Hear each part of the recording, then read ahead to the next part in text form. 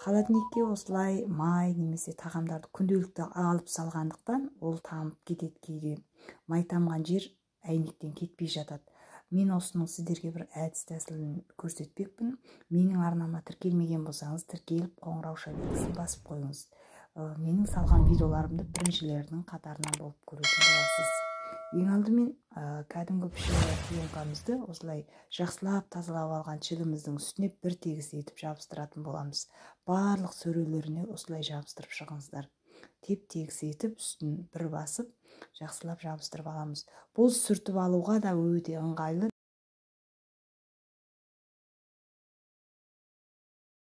Енді күнде, 2 күнде, 3 күнде холодильник жуудың қажеті жоқ. Аптасына бір рет жақсылап тұрып тазалап алсаңыздар болғаны. Барлық сөрелеріне осылай бір тегіс етіп барлығына жабыстырып шығыңыздар. Одан кейін барлығын салып болғаннан кейін холодильникке орналастыратын боламыз.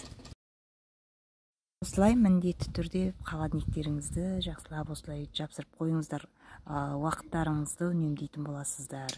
Менің арнама тіркелмесеңіздер, тіркеліп қойыңыздар. Және де өз ойларыңызды комментарияға жазып кетіңіздер. Сіздермен бірге болған Нұргүл.